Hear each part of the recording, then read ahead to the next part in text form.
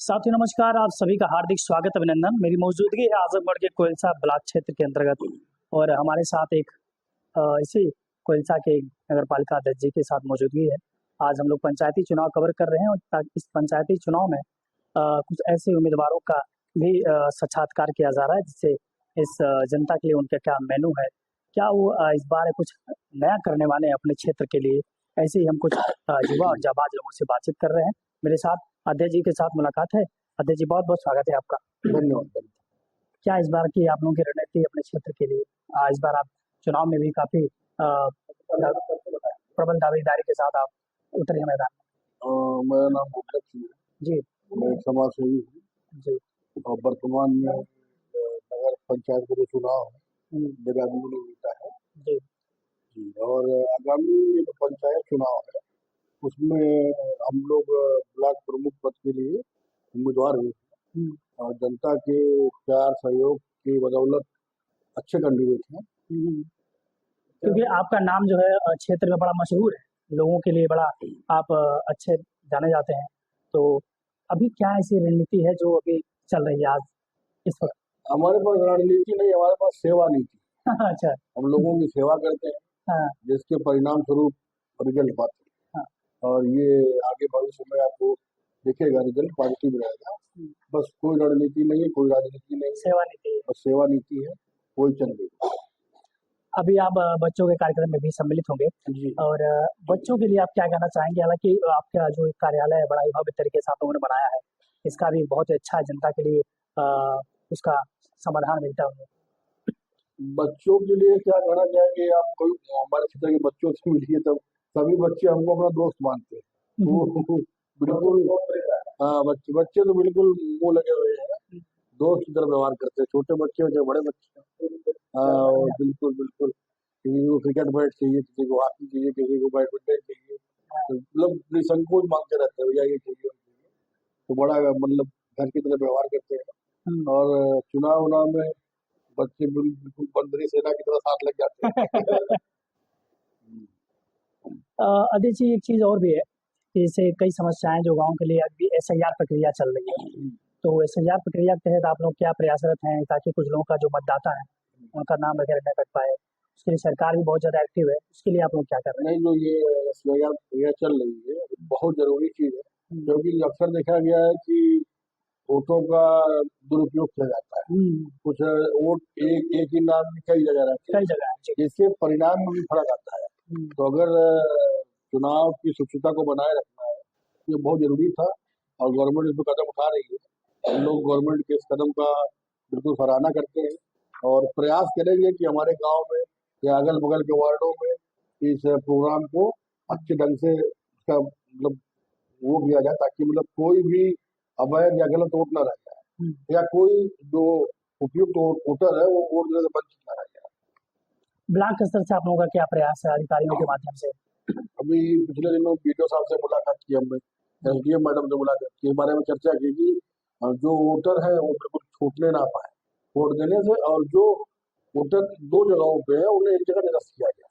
ESCI के माध्यम से उनकी इच्छा पूछ के वो कहाँ रहना चाहते हैं ये निश्चित किया जाए और उन्हें केवल एक जगह ही रहने दिया जाए।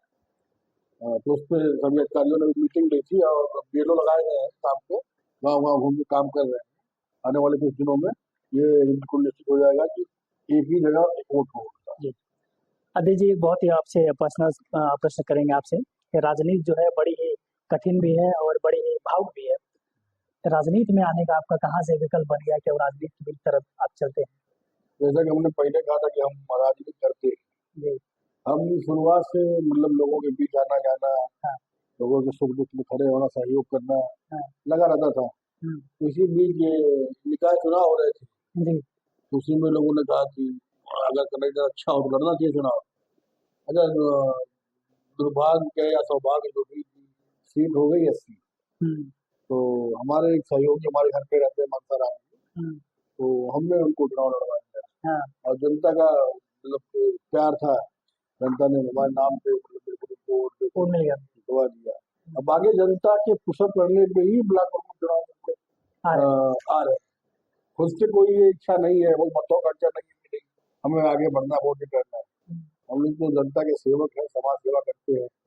जहाँ गरीब बच्चे हैं उनकी पढ़ाई की व्यवस्था, फीस की व्यवस्था, कई बच्चियां ऐसी है जो मतलब लड़कों को छोड़ के बच्चियां हमारे यहाँ आती हैं इंटर गैस से, कोई हमारी मार्कशीट नहीं दे रहे हैं, फीस नहीं जमा है, और बच्चे लोग जाके हम लोग फीस जमा करते हैं तो मार्कशीट दिलवाते हैं। बड़े बच्चे बच्चे जो बाहर पढ़ते हैं, लखनऊ, इलाहाबाद, कोचिंग की फीस नहीं है, तो आजकल नेट की पढ़ाई हो रही है। ढेर सारे बच्चे ऐसे हैं जिन्हें रिचार्ज चाहिए या तो भी किया जाता है। लेकिन हम लोग रिचार्ज की भी व्यवस्था आप प्रोवाइड हाँ करते हैं। जांच परखी, हाँ वास्तव में पढ़ने वाले बच्चे उन्हीं के लिए ऐसे तो लोग अनर्गल यूज करते हैं उसका, हाँ लेकिन जो वास्तव में पढ़ने वाले बच्चे हैं उनको रिचार्ज हो जाता है। क्योंकि अब इंटरनेट के जमाना है, हाँ पढ़ाई में सहयोग करता है इंटरनेट, इसलिए ऑनलाइन स्टडी करते हैं हाँ, उसके लिए।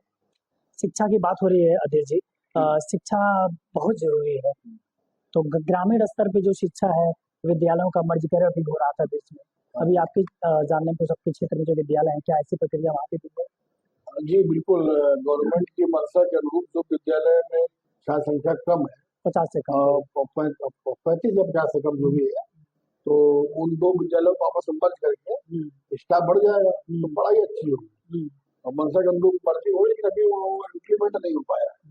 मर्जिंग का जो इम्प्लीमेंट नहीं हो पाया है, मर्जिंग हुई है लेकिन अभी कागज तक ही सीमित है, व्यवहारिक जीवन में अभी वो इम्प्लीमेंट हुआ नहीं है।